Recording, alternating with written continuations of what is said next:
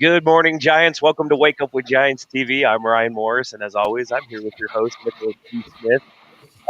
Today, I'm so excited because we have a larger-than-life personality, somebody who is he inspires me. I don't even know how we ran across each other through mutual friends, but I'm sure glad we did. He's just an amazing all-around human being, and I can't wait to share his story. Nick, will you share a little bit about our guest today? Yeah, so Curtis Marsh is just a phenomenal human. I think no more than that, phenomenal human. He did a TEDx talk a little while back called "Rise Above the Chaos," which is going over, I believe, addiction and overcoming addiction, and just making the best life you can with what is. I've known Curtis, I don't know how we met. If it was through Steve Hardison or Mike Garrick or one of these guys. You know, I think it was probably through Steve, and then that's how I met you, Ryan. And it's interesting how we've all just led each other to different great friendships. So yeah, I'm grateful for you guys. Your messages you put out there all the time. It's powerful. Yeah, it's good. It's good to have you on here. We're going to dive into your story. I'm going to have you come into the microphone a little bit so we can hear you. There's a little bit of background coming in through it. So, yeah, so we want to kind of go back in time with you, going back through your history. What was it like growing up? Growing up, I had a great family. I still do. I mean, my mom and my dad were just good, solid parents, and I'm the oldest of four. So there's me, and then I have two brothers and a sister.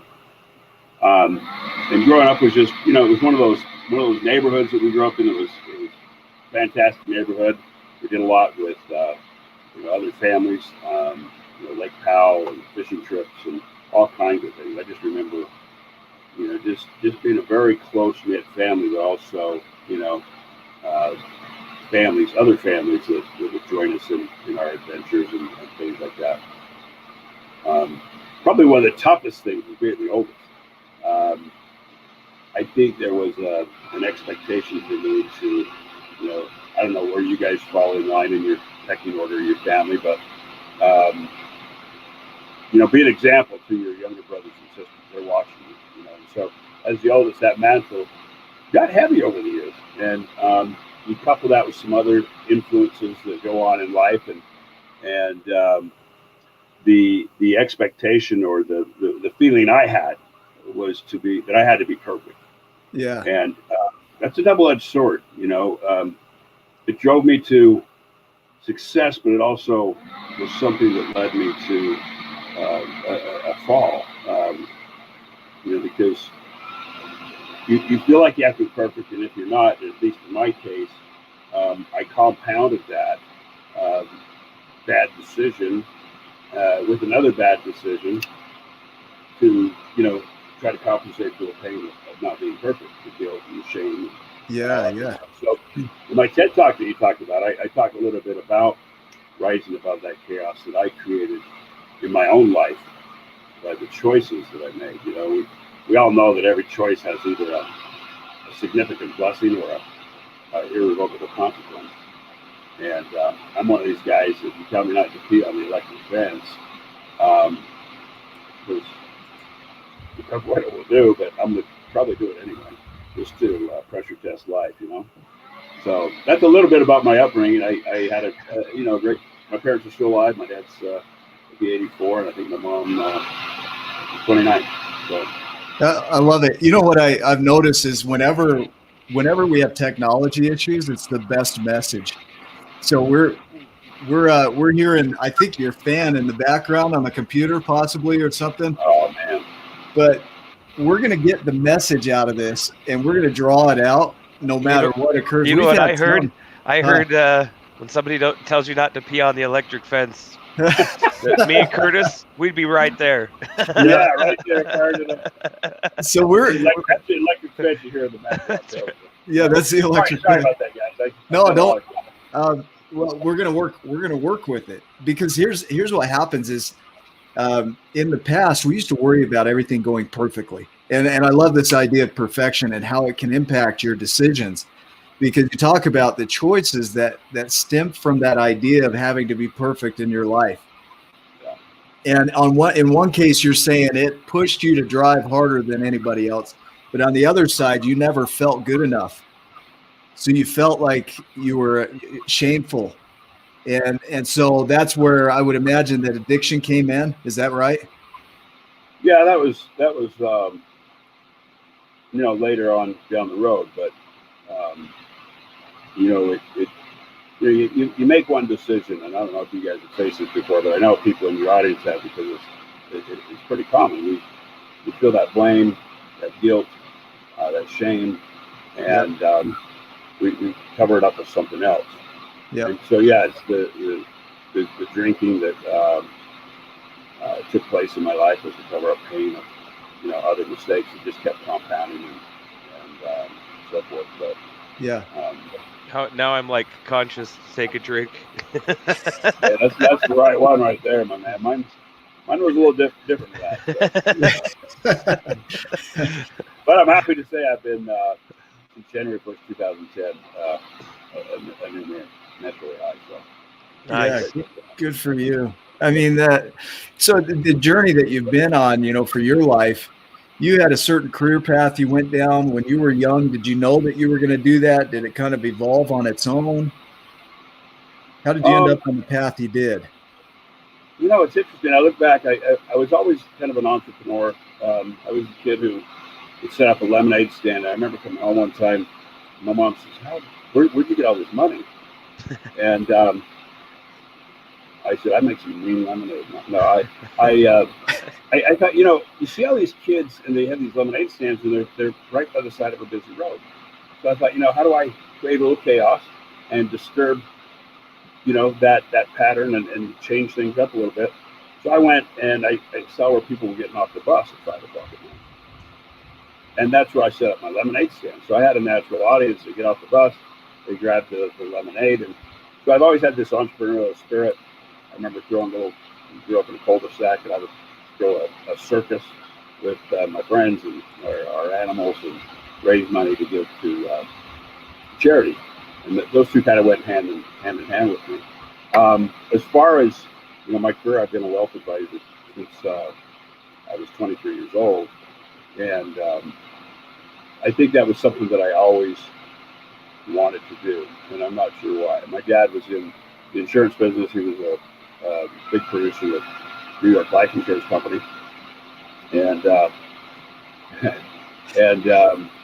I just wanted to kind of follow in his footsteps a little bit, but I took it a little bit further. And at age 23, I was hired. I was the youngest financial advisor ever hired by Shearson Lehman Brothers, which went bankrupt in 2008, but they were the big 900-pound gorillas. Yeah. So you had this. I love this because you're talking about throwing a wrench in the norm, right? So the way that it was done, you were thinking, how can I throw some chaos at that and look for the opportunities that are there? The idea of pursuing things that people don't usually look at. On a pathway, you at age 23 were working with. I don't know if I'll say this right, with a financial company, Shearson Lehman. Is that right? Shearson Lehman Brothers, yeah. Yep.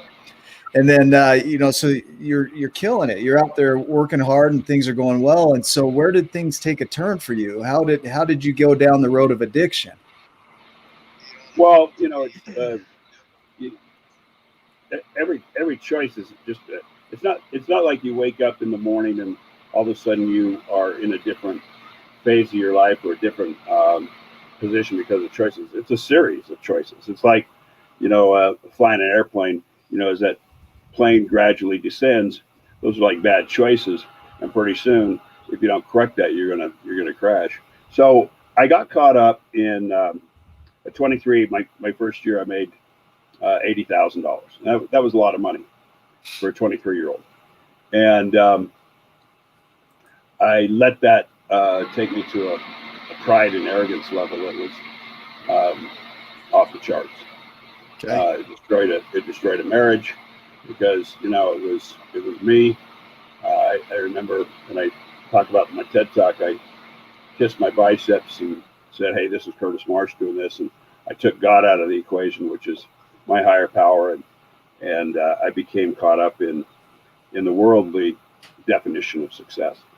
And there's nothing wrong with that definition or making money, but it's what I let go of.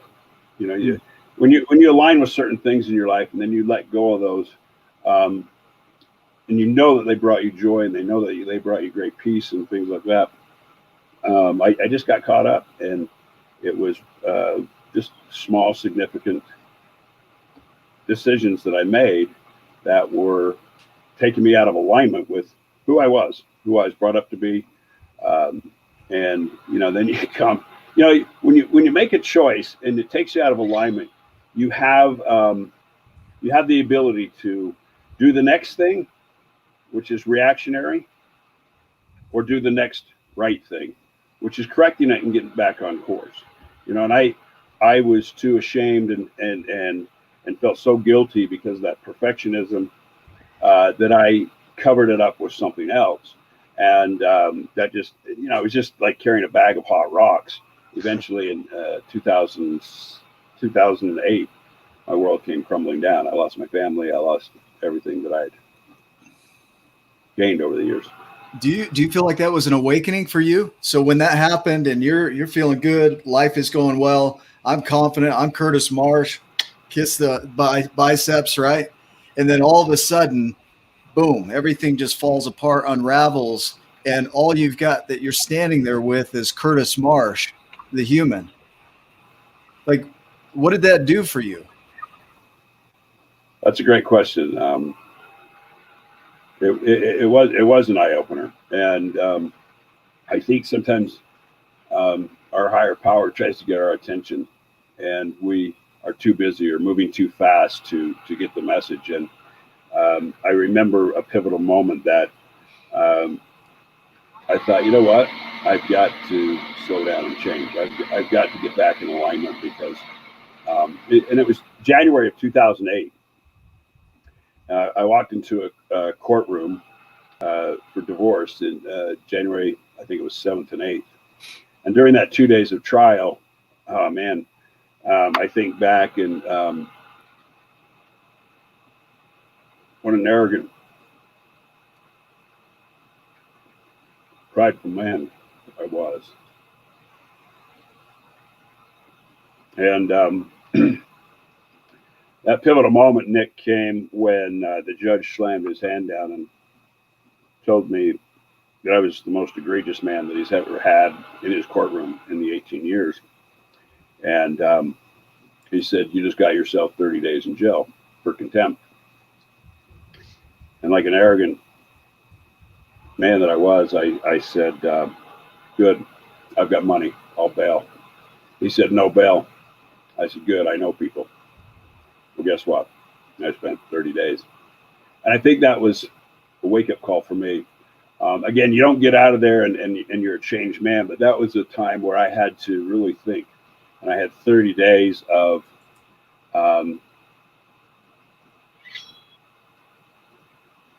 isolation and getting into my own head and what do I need to do to change to get back in alignment. Here I was, I retired in 2006.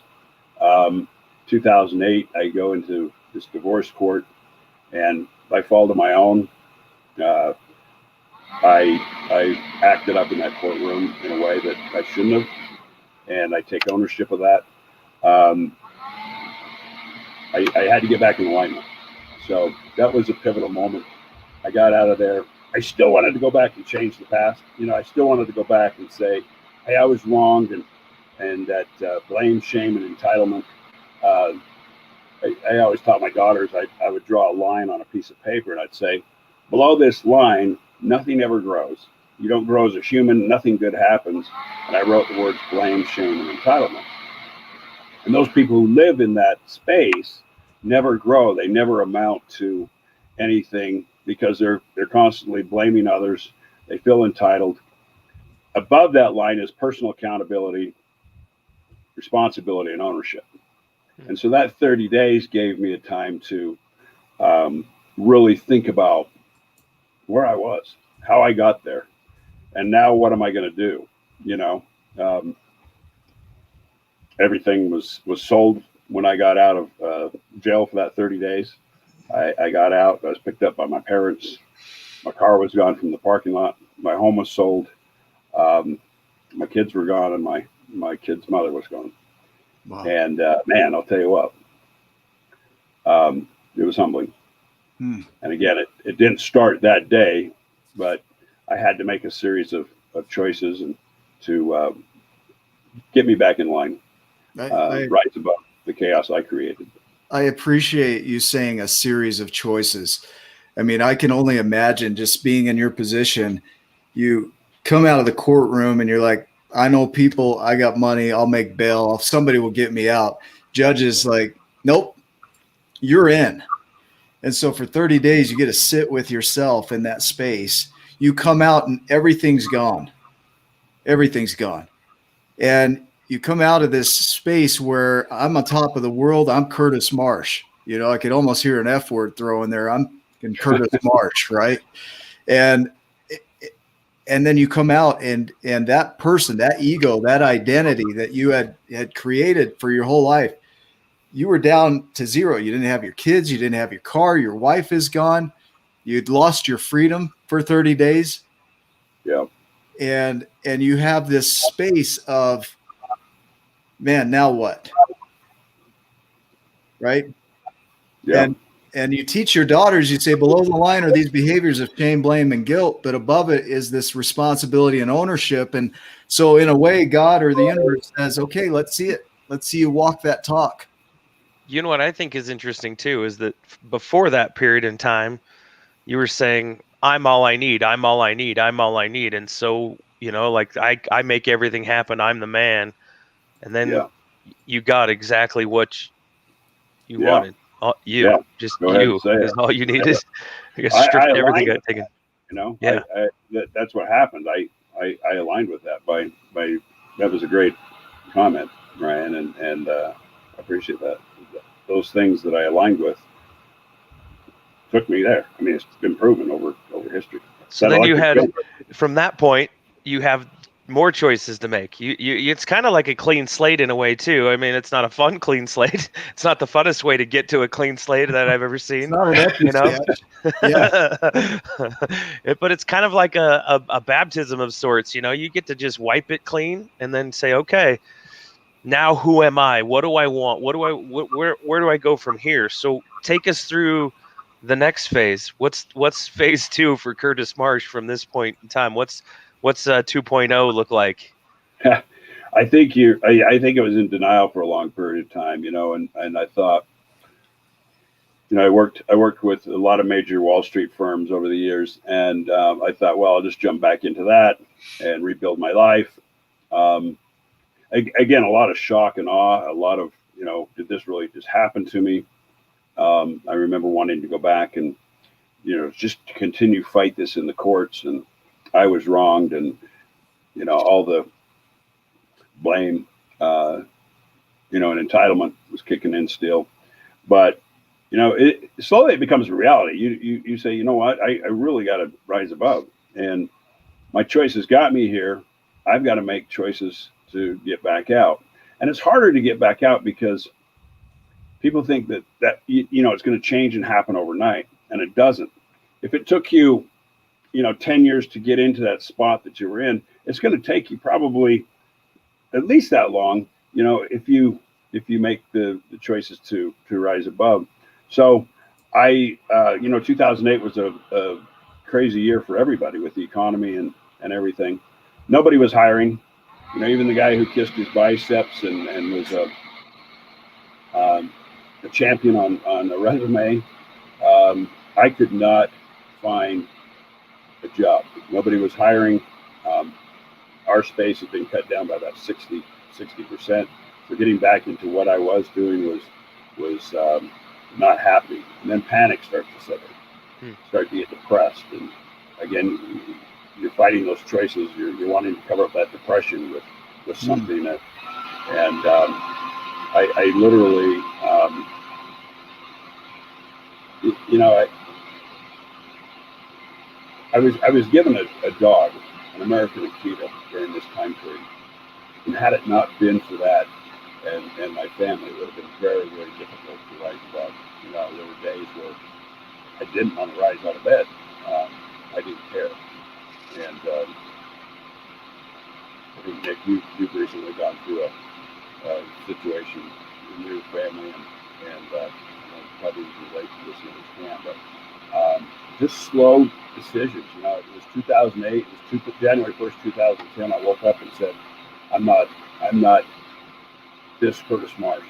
The drinking and the lifestyle that I was leading. I really woke up, and I was lucky that morning that I just said, I'm not going to live like that anymore. And I've been able to look back and humbly say that it's been just a new life since that time. Okay, so I'm going to feed this back. So, you wake up in 2010, you say, I'm not going to be that Curtis Marsh anymore, that bicep kissing, arrogant, egregious person. That's done. I'm tired of it. You can say it, bro. Yeah. Yeah. Well, the judge said it. And I've said it. I own it. You said it. Yeah. And it's not, it's not how I hold you in the space that you are right now. The Curtis Marsh that I know is completely different. I'm going to post this up here real quick, this thought that I'm having. You redefine who you are in an instant, spontaneously, and you don't look back. And what I see in your story, Curtis, is that you went for this space of, I'm no longer that guy.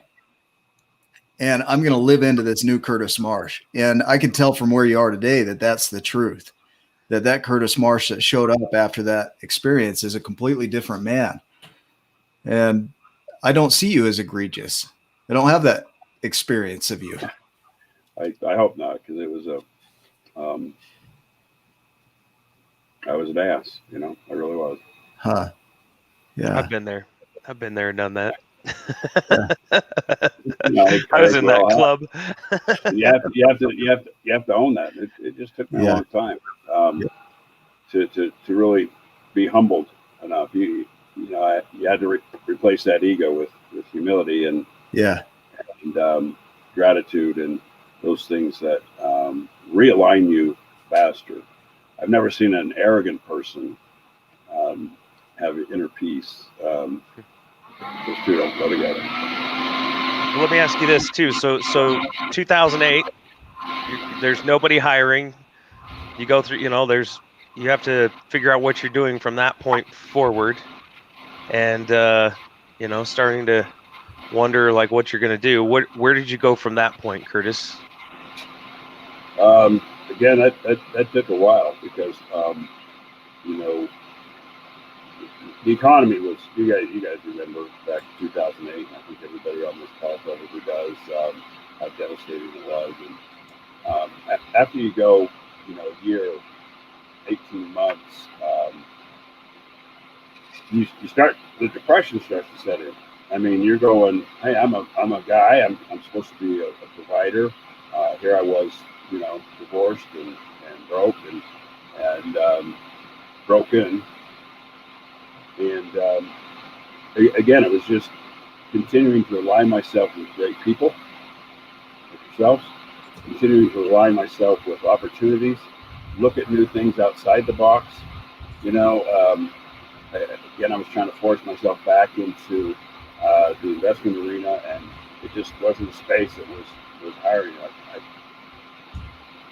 then got an opportunity to work with a company doing what I did, and that was a great, pivotal jump. And there was just these little pivotal moments that were significant that slowly realigned me with, who I am and where I'm at today.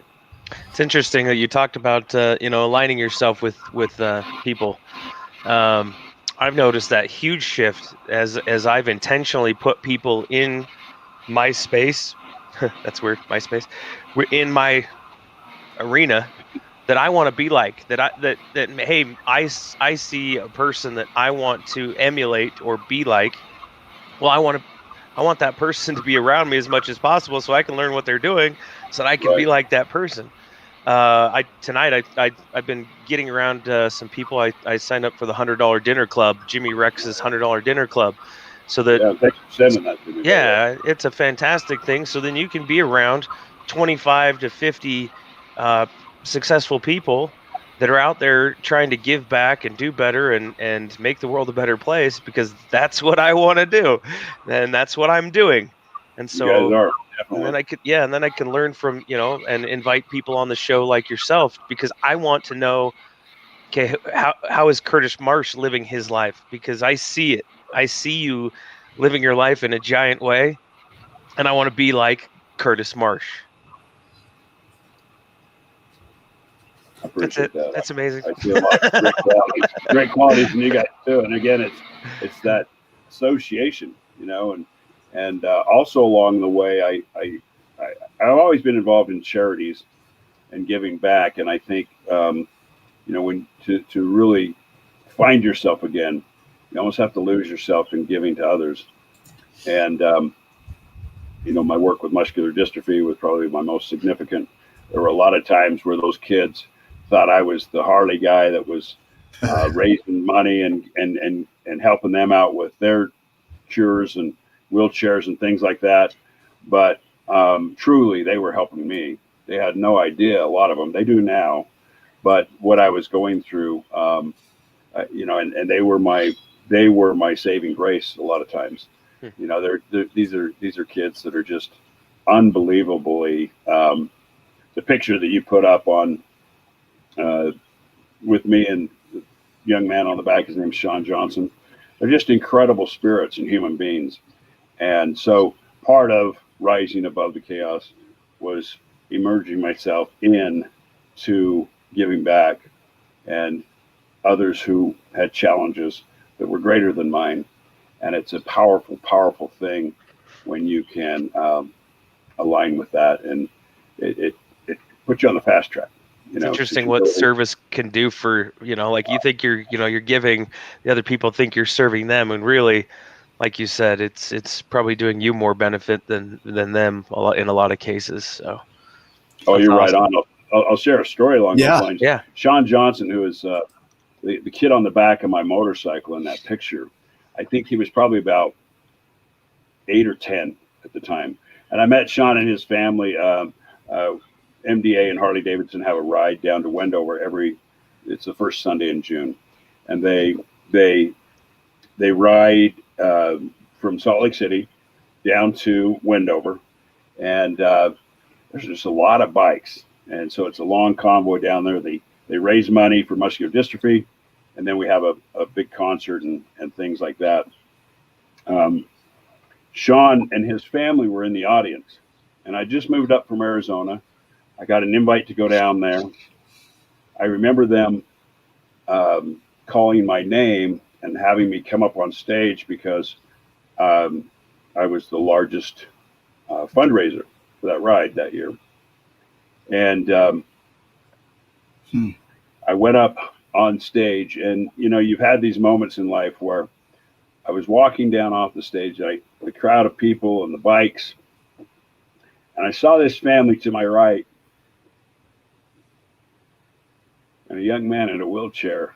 And I remember just in slow motion, Mike Johnson, who's his father, um, look up at me, touched his heart, and he pointed to me and said, thank you very much. And it was just one of those surreal moments. A couple years later, I was the number one fundraiser again, and actually won a Harley Davidson motorcycle. Well, Sean, I gave the bike away. I gave it back to muscular dystrophy, but Sean said to me, why didn't you give me the bike? I'm thinking, Sean, you're in a wheelchair. So anyway, that's what started our rides together, where he's strapped on the back of my bike, Huh. literally with tie down straps and things like that. But he taught me something, Ryan, that I'm gonna tell you the what he told me about giving. Several years later, we're still great friends. I think he's 27 now. Just a solid, amazing human being. But he said to me one time, he says, I've got something for you. And we were coming through the parking lot. The parking lot was kind of emptied from the bikers after the concert. And it was just me and him. and he's in his wheelchair, and he's rolling alongside of me. And I said, he says, I've got something for you. And I said, Sean, I'm the giver. You don't need to give me anything. And he took his wheelchair, which felt like it weighed about 2,500 pounds at the time, and he rolled it over the front of my boot. And he said, don't you ever deny me the blessing of giving to you. And I thought at that moment, wow, how powerful is that? Because the giver is also the receiver. And so we've had that exchange over the years. So to your point, Ryan, that's a story that I learned, that the giver is also probably the greatest receiver.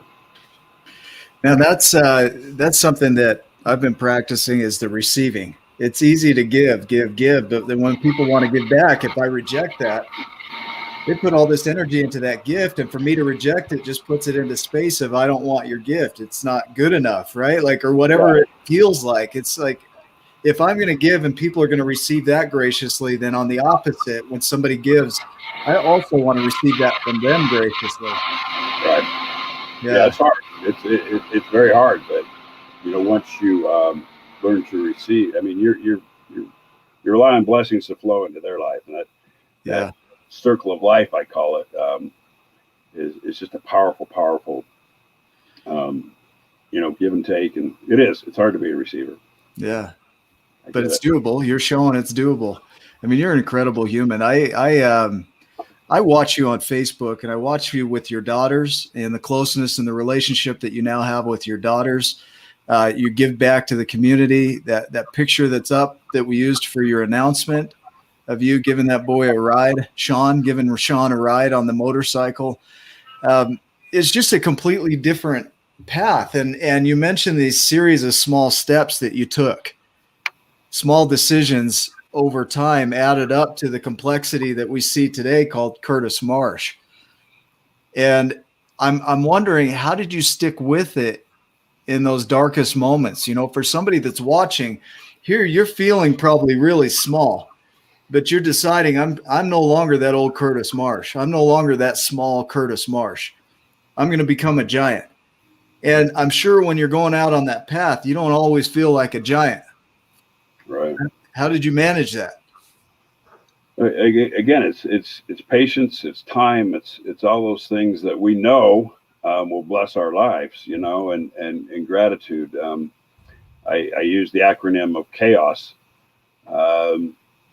as a reminder to me that of what to do, the antidote, the steps that I took.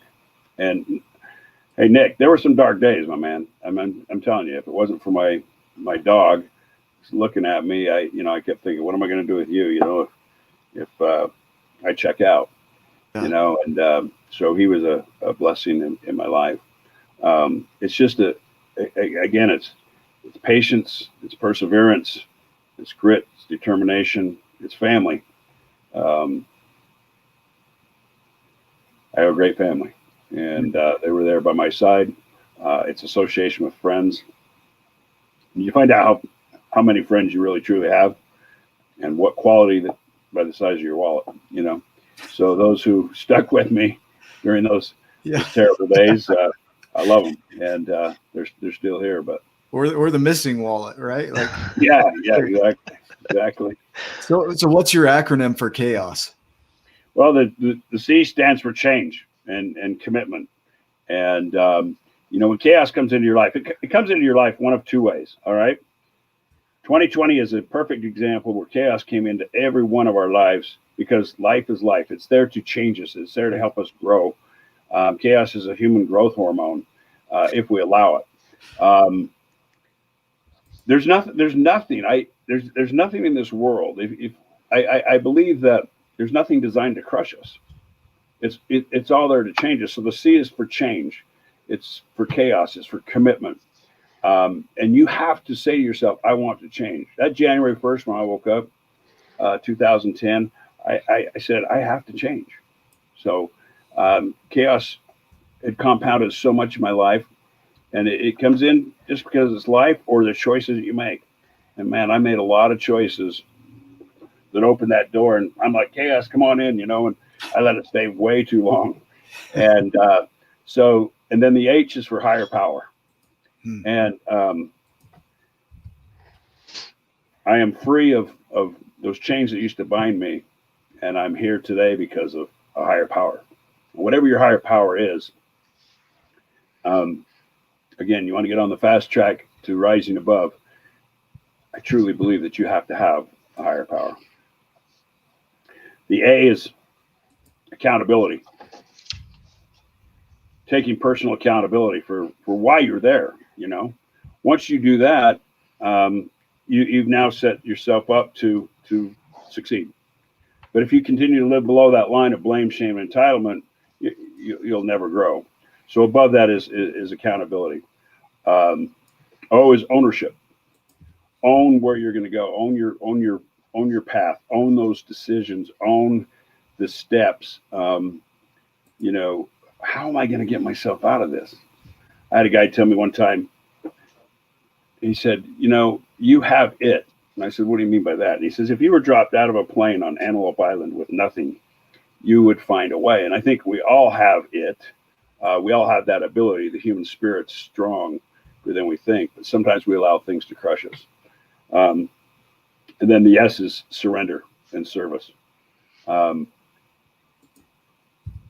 You have to surrender. I used to think that was the weakest word. I am not surrendering. I am not giving up. I'm going to continue. But no, if you surrender your ego, you surrender your pride, you surrender your arrogance, you surrender all of those things that are chains that bind you. Seriously, arrogance and pride, I've just never, I see it a lot, but I don't really see a person that has inner peace. I don't see true success. You see the definition of worldly success, and that's fine. But you know, I had all the worldly possessions you can possibly imagine, and a lot of that was acquired because I wanted to take the eyes off of me. I didn't want them to see this broken dude. And I'll share a story with you. I used to have people say, "What is it that's bothering you so much? Why are you not that happy?" Now this was, you know, prior to my divorce and so forth. And I said, "I'll tell you what, you come over on a Saturday morning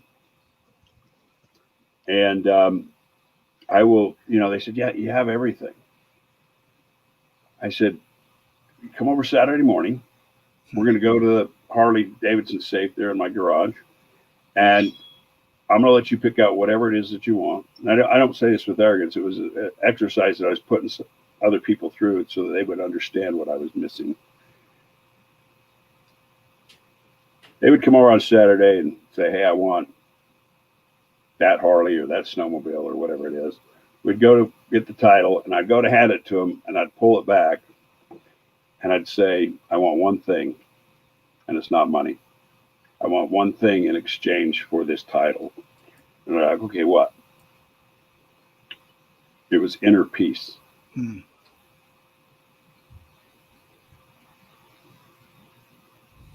And that's why I tell you that you cannot rise above without a higher power.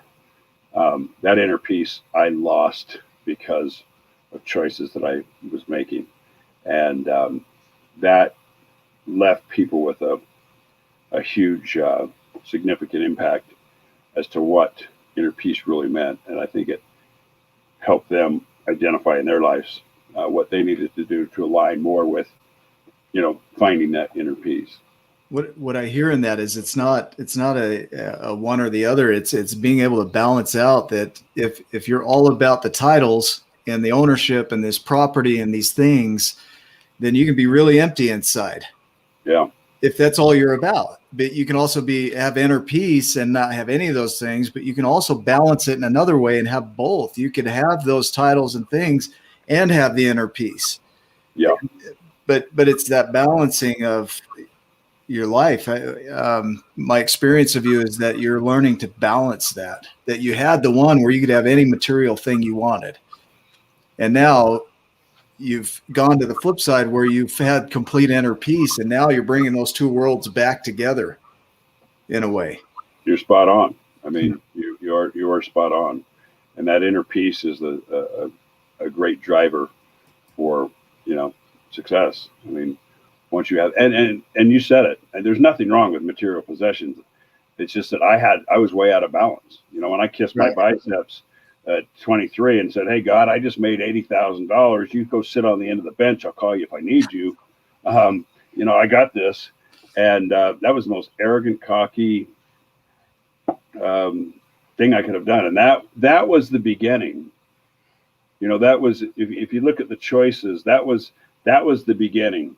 And I dismissed my higher power. I replaced gratitude and humility with pride and arrogance. And again, you can see as I look back in my rearview mirror, going, "Wow, that's what led to the fall." Yeah, man. I don't see a straight line to where you are today. I don't see this path that is like cut through mountains like a laser beam to the life that we see as Curtis Marsh. I see it as you had this pivotal point that said your life is shit. Your life is not working. And you made a decision. I'm not going to beep out my language, but Well, man, be you, brother. yeah, you made this decision, and then along the way, you had these pivotal points along the way. It was this, there was a decision over here, and that decision led to another opportunity, and that decision led to another opportunity. It's this branching out of your life to where you finally became who you are today. And there's still more in you. I know there's more in you. Oh, yeah. But I think that's where people get hung up, is they want to see the end goal and they want to see a straight line from where they are to that. That's why it's hard to rise above, you know, because they think it's going to be easy. It's not. It's hard as hell. Well, you think of a tree rising above, right? There's nothing straight about a tree, but it still rises above. That's right. And there's all these branches and forks and bifurcations, and it still rises above, and it's beautiful. Something to look at, something to admire. Yeah, I can't go into nature and not admire a tree. They're amazing. And that's how I see your life. You know, Curtis Marsh, this messy guy, you know, underneath his roots were this sense of shame and entitlement and non-ownership. And then he rises above it, and above the surface, it's all full of ownership and checking opportunities and giving and receiving, and a combination of everything. Thanks, Nick. I appreciate that, man. Have you written a book, by the way? Yeah, 3 years ago, I you know, it's funny. I was pushed to write this book. I was pushed to do the TED Talk, and now I'm seeing, you know, the benefits of it. There were, I think, 14 entrepreneurs that were asked to write how they succeeded in business. And so the title hadn't been determined yet, but there's 14 of us from around the world, and we all wrote in this book about how we overcame obstacles and overcame and rose above in business. And that's when I created chaos. You know, I did create a lot of chaos in my days. Some was good, some wasn't. But yeah, it was called Rise Above is the title of it. We had number one in, I think it was 5 categories. Vicki Gould was the one who put that together for us, and she had an editor and so forth. But yeah, Rise Above came out about 3 years ago, and then my TEDx talk was coming up on the 3-year mark as well. So it's been a you know, those are significant milestones. You know, you talk about jail being a pivotal moment, the TED Talk, the book, and where that takes me from here. I didn't know you had written a book, by the way. I had written down a title of Balance: How to Find Inner Peace, Rising Above the Chaos by Curtis Marsh. Wow. Hey, I might have to get you as my editor for the next one. Hey, so I'm going to throw this up on the screen. Can you see that? Milestones versus pivotal moments. Yeah. Can you create a distinction there for us? Milestones versus pivotal moments. I think a pivotal moment comes first. You know, you have something that causes you to stop and think, and it's very significant in altering your direction. Then I think he would couple that with a milestone. If I was to make a timeline, 2008, 2006, I retired. 2008, I lost everything. Pivotal moment would have been the 30 days in the hole. And there's a song about that, isn't there, Ryan? 30 days in the hole. So that would have been a pivotal moment there. And then people I met along the way. There's a gentleman, I'll just use his first name. It's John. And I don't know if he's on this call or not, but he's a man that he knows now, but he didn't know at the time. He was just walking on a Saturday, and he came over to talk to me and my daughters. And as we shared stories, I saw tears rolling down his eyes. That was a pivotal moment in helping me overcome some challenges that he also had overcome. So, yeah, I hear it as the pivotal moments are the game changers, the awakening, and then the milestones are the markers along the way of the things that you've accomplished in that change. Yeah, that's great, Nick. That's perfect said, man. I love to set people up and then change the definition. Yeah, no, that's great. I love that. I'm gonna use that. Give you credit. No, I love it. That's true. And you have those pegs along the way, and people, moments, choices. They're pivotal moments, and and you have the milestones. I can look back on my life and define and look back and see those pivotal moments, those shifts, those changes, where there was a fork in the road. I had a decision to make, and some of it was forced, and some of it, was intentional. And I had to say, okay, look, I can keep being me and keep doing the same thing that I've always done, but I'm going to get the same thing that I've always got. Or you can move forward and into the uncomfortable and rise above the chaos and organize, make something out of that chaos. Yeah. What do they say? The chaos is the mind of creation. Who says that, Nick? Yeah, Richard Paul Evans. He says chaos is the mind of creation. Speaking of great authors, are. Yeah. Oh yeah. Rick's a great man, and he's become a friend of mine. He's chaos. My nickname became Chaos. We were riding actually with Dee Snider and Twisted Sister up in Yellowstone, and my buddy looked up at me and he said, man, you were just chaos. And I kind of took offense to it because I thought it's such a negative term that we put on that word. He says, no, things just happen when you're around. You can't make this stuff up. And so chaos became my nickname, and then I started studying the word. And from chaos comes new beginnings. In Native American, Chinese, and Japanese, the first great god. You know who the first Greek god was? Chaos. So from chaos comes new beginnings, brilliant new dreams. And, some people let it crush them. And there's nothing in life designed to crush you. I guarantee it. It's designed to just make you better.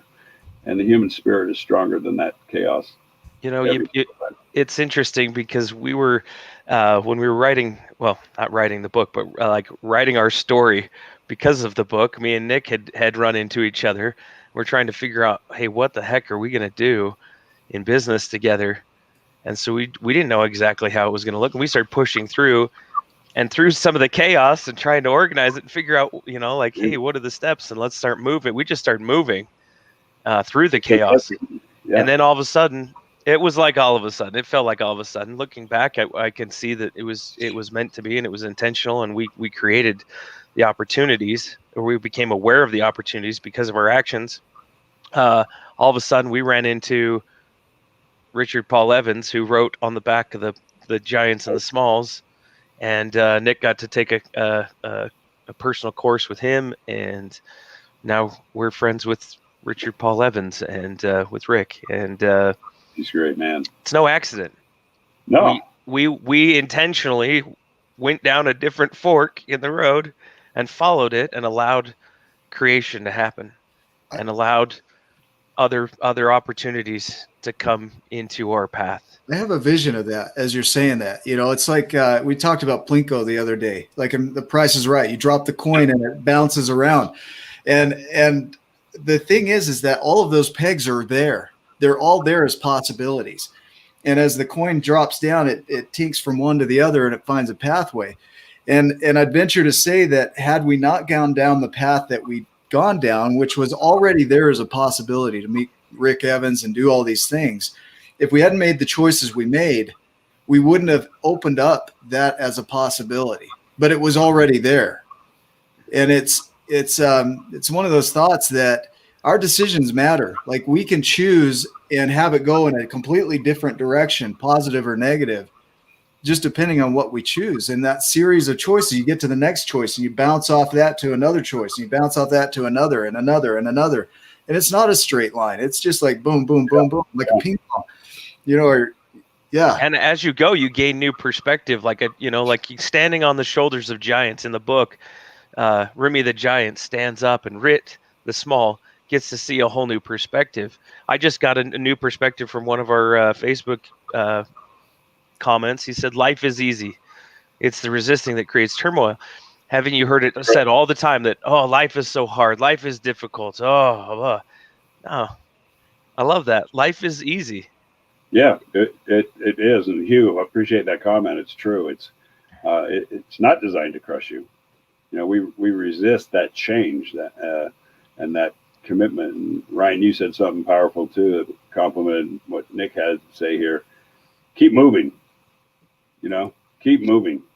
You're going to run into those obstacles, and there's days when you're not rising above, but you keep moving in that direction, because we all know what choices have the greatest irrevocable blessings, that bring inner peace, that brings abundance into our lives. We all know those choices that have irrevocable negative consequences. I don't like the word negative, but just consequences. That electric fence, I know the outcome, but I'm going to do it anyway. Do it. I just picture Tommy Boy when he's peeing on the transformer. Yeah, there you go. Yeah. Hey, every now and again, you got to do something that keeps you grounded. When people say, "What do you mean by you've pressure tested life?" It means I've pressure tested every. I love that. Every possible thing. I've pressure tested it. It worked. It worked. Trust me. Well, even as an example, this show, pushing through the chaos. When we began the show, there's all this feedback and noise. It's perfectly clear right now. Perfectly clear. Your message is coming through amazing. No fan. No, nothing. But you think about that at any point, if somebody were to say, "Yeah, I'm not doing this, I'm out," and they quit in that chaos, we wouldn't have got to these nuggets that you're just dropping, these beautiful things, because even through that chaos pushed through to where we have clarity. I even think that there was probably people on the call that started the call that were like, I don't have time. Like this, I can't handle this at the moment or whatever. And those are the people that maybe needed to drop off. They weren't ready for the message. And those that stayed on and they're going to listen to it after, if they can push through and hold on, look what happens at the end. This has happened multiple times, by the way. Yeah, multiple times with guests where me and Nick have decided, hey, we're gonna show up today. We had thought, oh man, it's cold, it's tiring. Oh, you know what? We made a commitment. We're gonna show up, and we stayed long enough that all of a sudden somebody like a Paul Cardall, a Richard Paul Evans, somebody shows up in our lives, a Curtis Marsh, pops into our space, and it's not by accident.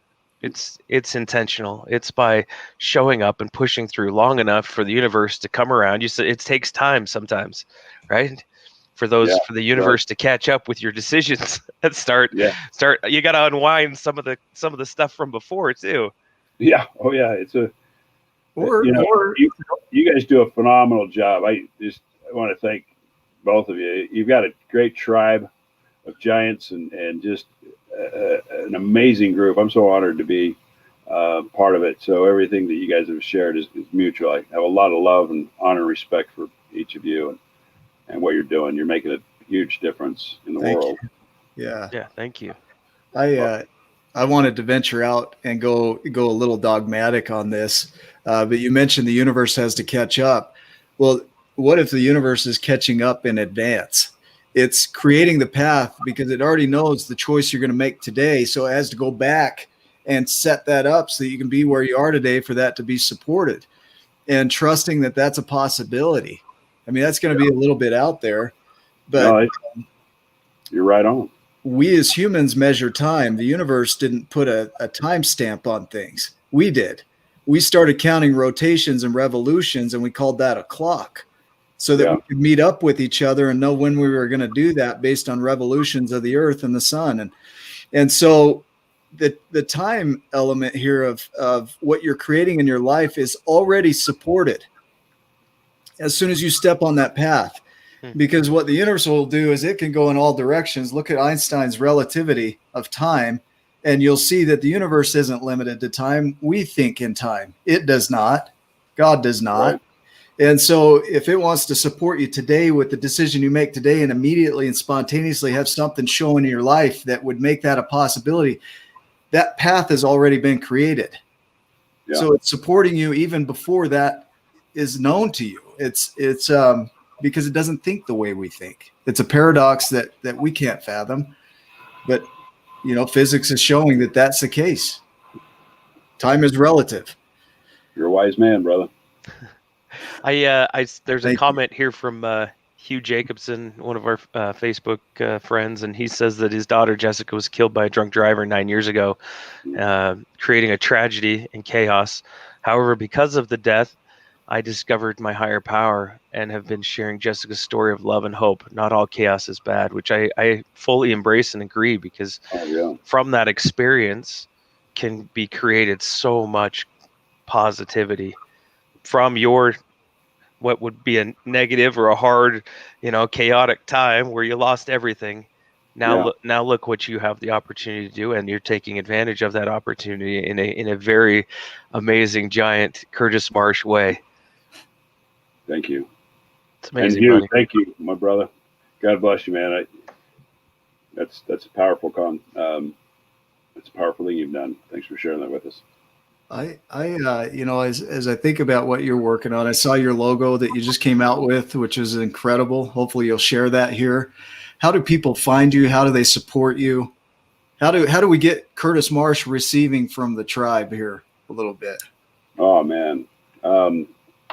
My Facebook page, Rise Above the Chaos, is my speaking page. I share a lot on my personal page. And we're just we created the logo because last Friday I had the opportunity to speak to all the students in the state of Utah and their parents. And that started off with some audio difficulties as well. But Cause Green, do you guys know Cause Green? Great dude. I got to introduce you guys to him. Cause Green was there to help produce it with me, and it went out to all the students in the state. So we're going to use that logo to help them remember to rise above and keep going. Suicide's the number one leading killer of teenagers in the state. So my Facebook pages are the best way to reach out to me. Okay. And pretty vulnerable both places, my personal one and my Rise Above. Yeah, I don't experience you as two different people at all. I see you as the way you show up here, is the way you show up in life, is the way you show up on Facebook. There's no gap. There's no void in it. Where there was that emptiness before, it's filled in with that inner peace, and it can only come from within. And just seeing where you filled in that drive to make a difference. I'm honored to know you, Curtis. And we haven't even met in person yet. This is it. We're going to. It will happen. So any other thoughts, any other words of wisdom you'd want to share with the tribe? Just want to say it's all about progress versus perfection. And I started off sharing with you that I felt like I was expected to be perfect. And I think a lot of us feel that way. It's all about progress, baby. Progress, small steps at a time. Thank you guys. You're phenomenal human beings, and let's definitely get together and break some bread. It's been too long. We've known each other for a long time, but yeah, I love you guys. I'm down for bread breaking. Let's do it. Let's do it. I have a lot of love, honor, and respect for you guys and what you've created. So thank you for having me today. Ryan, you have any other thoughts? Yeah, the last thing that I just put in there is that old Bob Ross said, "There's no mistakes. There's just happy accidents." And you know what? Whatever it was that led us to you and that led you to us, I don't believe that it was an accident necessarily, but I'll take it for whatever it was. And you keep going. We definitely need to talk because I think there's lots that we can do together in the future and make a big splash and help a lot of people. And that's really what it's about. So. Thank you. I'm honored. I love you guys. Thank you. Thanks. You're Love you too, welcome. man. Okay. Well, as a wrap up here, some housekeeping, just a few things. If you haven't read the book yet, The Giants and the Smalls, go grab a copy on giantsandsmalls.com or on Amazon. Look for the event on February 20th with Rachel Smart. She's one of the league members, Dr. Rachel Smart. She's a powerful human. You want to talk about overcoming chaos. This is a woman that will show you how to do that and live your best life twice over. And just an incredible event and really affordable. So if you can be there, be there. It's limited seating. And as always, just check out our next episode. We'll be back next week and probably the Wednesday after that and the Sunday after that. And we'll be on daily and everything else. So we'll just keep supporting you. So thanks for being a part of the Tribe of Giants and a member, and make it a giant day. We'll see you on the next video. Love you guys. Thanks.